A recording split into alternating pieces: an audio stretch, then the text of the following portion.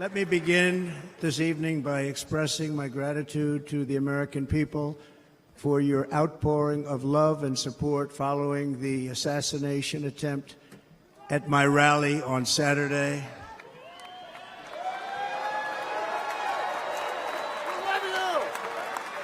As you already know, the assassin's bullet came within a quarter of an inch of taking my life. So many people have asked me, what happened? Tell us what happened, please. And therefore, I will tell you exactly what happened, and you'll never hear it from me a second time because it's actually too painful to tell. It was a warm, beautiful day in the early evening in Butler Township in the great Commonwealth of Pennsylvania. Music was loudly playing, and the campaign was doing really well. I went to the stage, and the crowd was cheering wildly. Everybody was happy. I began speaking very strongly, powerfully, and happily because I was discussing the great job my administration did on immigration at the southern border. We were very proud of it.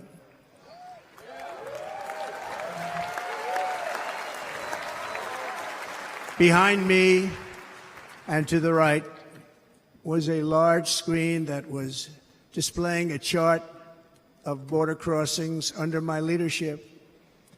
The numbers were absolutely amazing.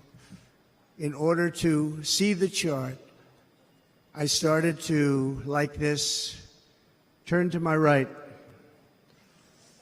and was ready to begin a little bit further turn, which I'm very lucky I didn't do, when I heard a loud whizzing sound and felt something hit me really, really hard on my right ear.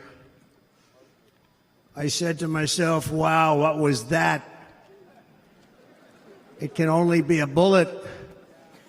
And moved my right hand to my ear, brought it down. My hand was covered with blood, just absolutely blood all over the place. I immediately knew it was very serious, that we were under attack, and in one movement proceeded to drop to the ground. Bullets were continuing to fly as very brave Secret Service agents rushed to the stage, and they really did. They rushed to the stage.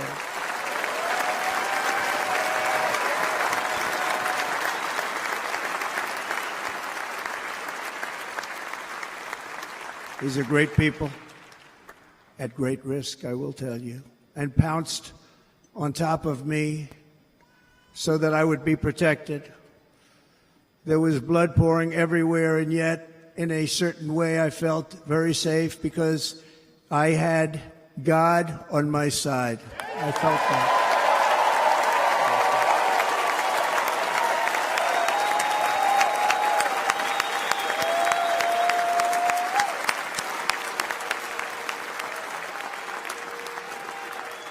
The amazing thing is that prior to the shot, if I had not moved my head at that very last instant, the assassin's bullet would have perfectly hit its mark, and I would not be here tonight. We would not be together.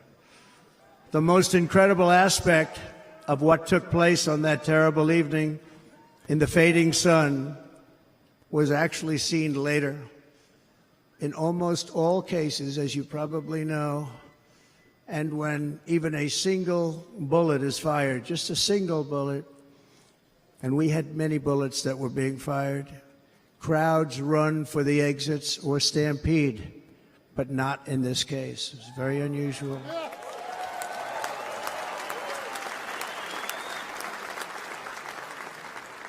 This massive crowd of tens of thousands of people stood by and didn't move an inch. In fact, many of them bravely but automatically stood up looking for where the sniper would be. They knew immediately it was a sniper. and then began pointing at him. You can see that if you look at the group behind me. That was just a small group compared to what was in front.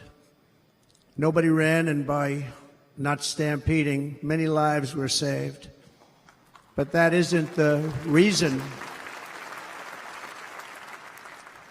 that they didn't move. The reason is that they knew I was in very serious trouble. They saw it. They saw me go down. They saw the blood and thought, actually most did, that I was dead.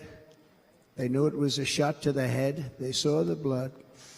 And there's an interesting statistic. The ears are the bloodiest part. If something happens with the ears, they bleed more than any other part of the body. For whatever reason, the doctors told me that. And I said, why is there so much blood? He said, it's the ears. They bleed more. So we learned something, but they just, this beautiful crowd, they didn't want to leave me. They knew I was in trouble. They didn't want to leave me. And you can see that love written all over their faces. Incredible people. They're incredible people. Bullets were flying over us, yet I felt serene. But now the Secret Service agents were putting themselves in peril. They were in very dangerous territory. Bullets were flying right over them, missing them by a very small amount of inches. And then it all stopped. Our Secret Service sniper, from a much greater distance and with only one bullet used, took the assassin's life, took him out.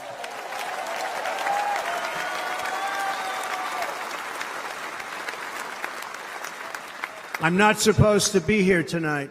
Not supposed to be here. Yes, you are. Yes, you are. Yeah.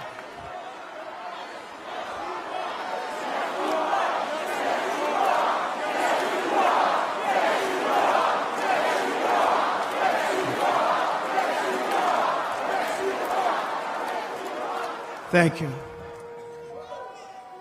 But I'm not. And I'll tell you, I stand before you in this arena only by the grace of Almighty God.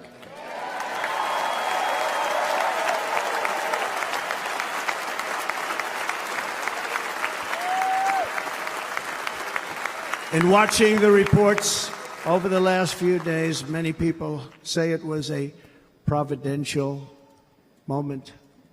Probably was. When I rose, surrounded by Secret Service, the crowd was confused because they thought I was dead, and there was great, great sorrow. I could see that on their faces as I looked out. They didn't know I was looking out. They thought it was over. But I could see it, and I wanted to do something to let them know I was okay. I raised my right arm, looked at the thousands and thousands of people that were breathlessly waiting, and started shouting, "Fight, fight, fight."